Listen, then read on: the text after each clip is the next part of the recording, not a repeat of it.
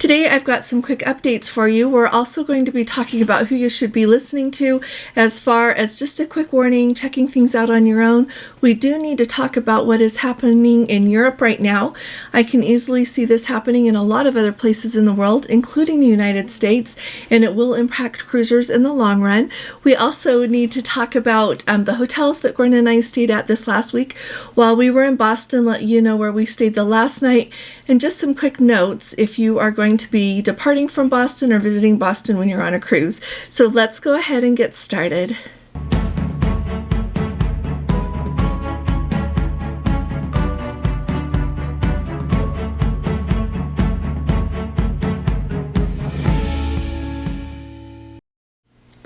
Hi there, this is Allison with Let's Go Travel Tips. Today is Monday, it is June 16th of 2025, and I want to remind you, if you haven't subscribed to our channel yet, please go ahead and click on that subscribe button, and if you appreciate my updates, please give this video a thumbs up.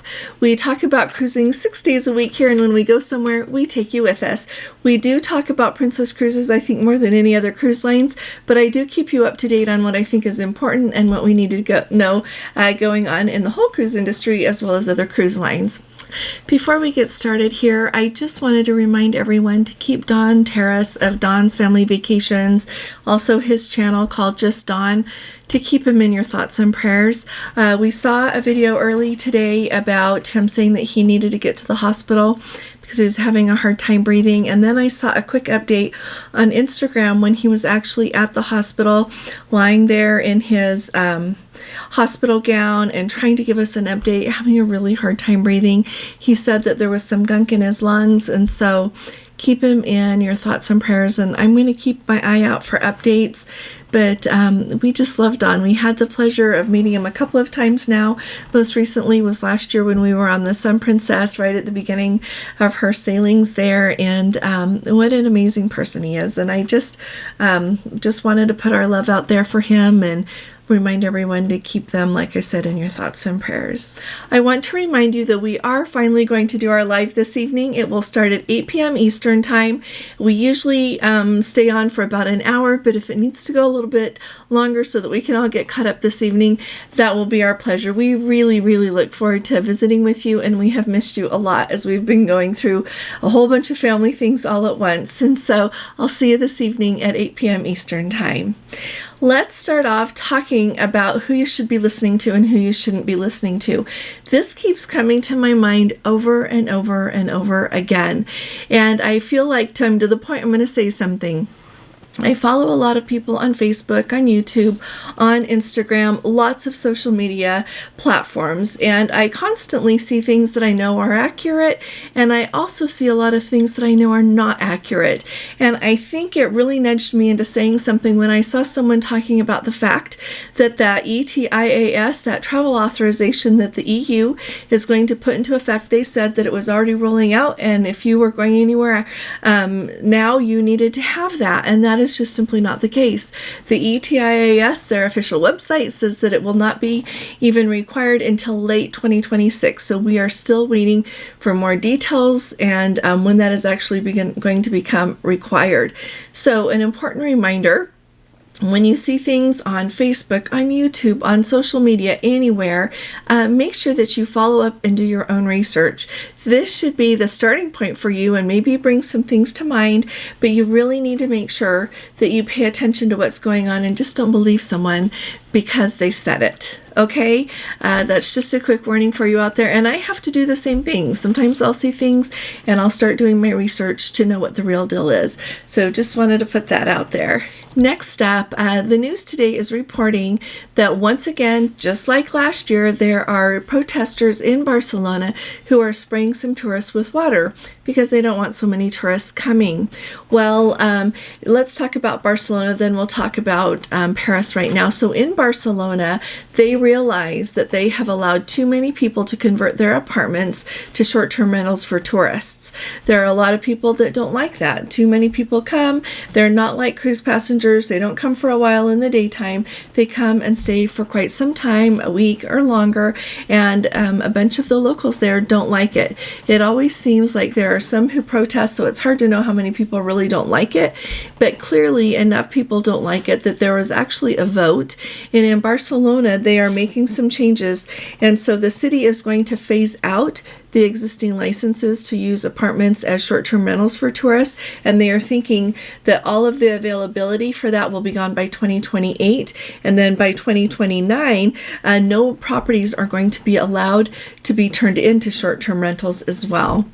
So they are really implementing the things that I think need to take place so that they don't have as many tourists as they have right now. Now, along with that comes the reminder that if you're going to visit Barcelona, make sure that you do have a hotel set up. Book it in advance because it is a popular destination. Not only do cruises sail from there, but Barcelona is beautiful. And so a lot of people want to come and visit Barcelona as part of their tour of Europe or of Spain. However, and so just be aware that it's a popular destination.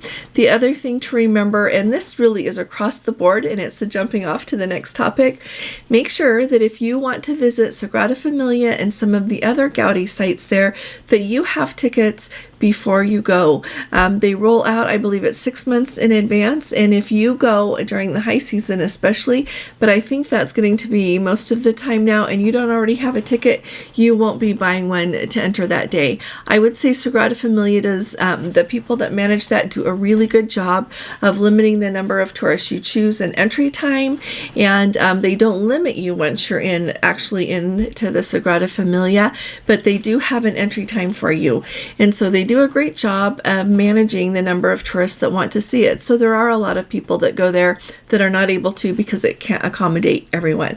So wanted to put that out there. The second thing that goes in conjunction with this, today the Louvre closed. And why did it close? Apparently they were having a staff meeting, and a bunch of their staff said, we're going to go on strike here.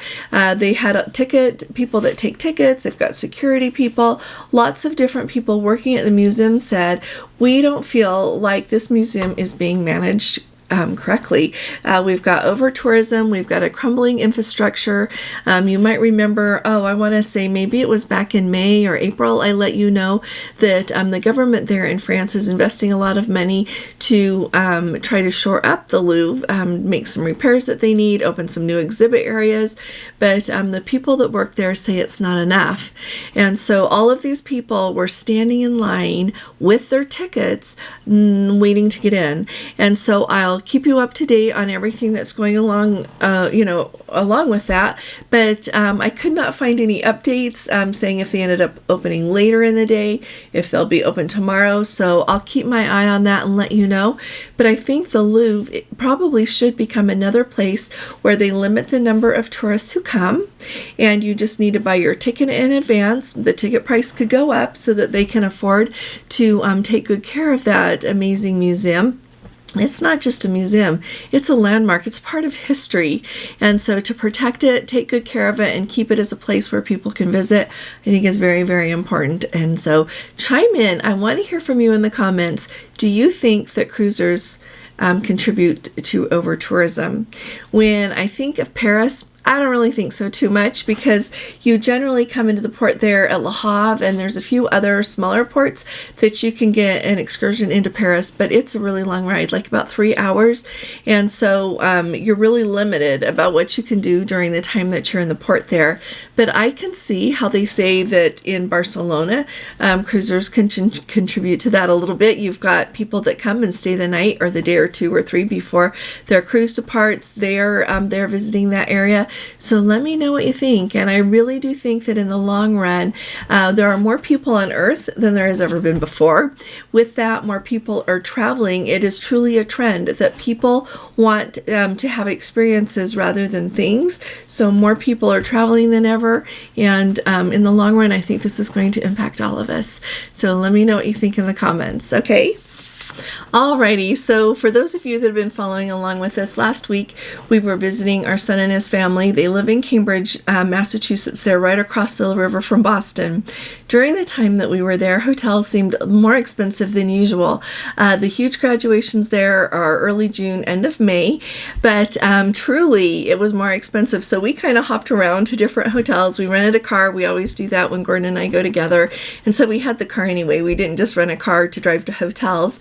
But if you are visiting and staying in the Boston area, I would say if you don't want to have to rent a car, but you want to be able to visit different historical sites and see the things right there in the immediate Boston and Cambridge area and all those, the whole little area there, you're going to want to look at the Metro line. They call it the T there. There are a lot of hotels that you can stay at that are close to a Metro stop. You can also stay right downtown. That is a little bit more expensive. While we were there, it is not a long distance from the airport over to the cruise port. And while we were there, I kind of looked at the map, spent a lot of time with that one evening. And it is about, if you stay at the Yotel or be right over there close to where the cruise port is, and there are other hotels there, just several people have told me they've stayed at the Yotel and liked it. And you want to walk over where you start doing some sightseeing, it's about 0.7 miles. So it's a bit of a walk. So if you're going to go there and it's hot in the summertime, you might want to take an Uber from where the hotel is, or a taxi if you don't want to do Ubers, over to where you're going to start doing your sightseeing. Like I said, there are a lot of hotels downtown. They're very nice. They do tend to cost a lot more. So just kind of look at what you want to visit and the places that are close to it and see what you can find. The night before, Saturday night, we ended up staying at the Hilton at Logan Airport. So a couple of notes about that. Usually we stay at the Embassy Suites. The Embassy Suites and the Hilton are both right there at the airport there at Logan. I will tell you that it is a much shorter distance to use the Embassy Suites if you want to return your car, walk back to the Embassy Suites and get your flight the next morning. The Hilton, you can walk. There's a walkway that goes across. You can definitely do that. Both hotels have shuttles. At the Embassy Suites, they run every half an hour. At the Hilton, they run every 15 minutes. And boy, were they on time. They were right on time. And you can either get a shuttle to pick you up from the rental car drop-off place, because that's a popular thing to do, to drop off your rental car, come back, sleep, and then catch your flight the next morning. But you can also rent your car from there. So if you fly in, you're going to do some sightseeing, and then one day you want to pick up a rental car, it's a really slick way to do it there as well. The Logan Airport there is very handy to everything. If you're going to fly in, you can put your luggage down at your hotel and then start doing sightseeing right off. So let me know in the comments what questions you have about all of that. I would say, let me add that staying at the Hilton and staying at the Embassy Suites, very similar. Their rooms are beautiful in both locations, so I don't feel like one is better than the other. The Hilton did cost a lot more, and so next time we'll go back to staying at the Embassy Suites, but I wanted us to try it out just so we could kind of see what worked better and have that firsthand experience to tell you all about. So thanks for joining us. And so right immediately following this video here is going to be my footage of the hotel there. So thank you so very much for joining us here today. I'll be seeing you tonight at our live, and I'll be talking to you all again really soon. You all take really good care. God bless you. Love you. Bye-bye.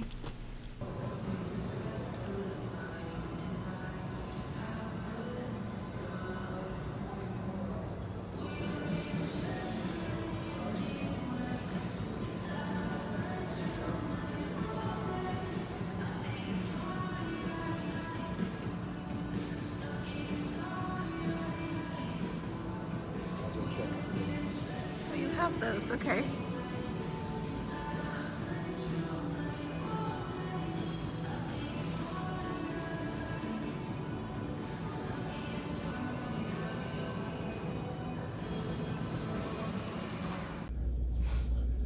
So we just arrived here to the Logan Airport Hilton. So I thought I would give you an idea of what it looks like. So first off, you come in, there's the bathroom right here immediately. It's really nice, beautiful lighting. Nice here. Let's go around the corner. It's a really nice shower. There's the towels. Got your shampoo and conditioner and shower there by Crabtree and Evelyn. So nice bathtub. You need a bath to relax. You come right back out. So as you come around the corner, immediately there's a closet here, so there's space to hang up your clothing. There's an ironing board, a full ironing board I will add, as well as an iron there, and a luggage rack ready to go. And then we have the room with the king bed. We've got nightstands on either side here, and they've got the outlets right here in the lamp on both sides so that you can charge anything you need to charge overnight. As you look at the room, we've already set some of our stuff down. There's the TV right there. And a nice desk area here. If you need a Cuisinart coffee maker, there is one right there. There's a nice chair with an ottoman. The lighting is great for doing work, or just for not feeling like you're in the dark.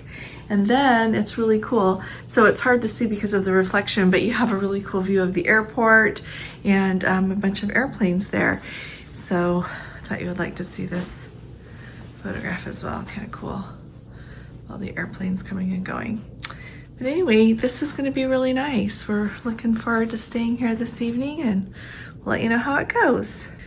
Also, I wanted to show you here, right? There's a cabinet that has, there's your refrigerator, there's an ice bucket, they've got water, and then nice drawers here if you need to, if you're gonna be here a little bit longer than just overnight, you've got some space to store everything.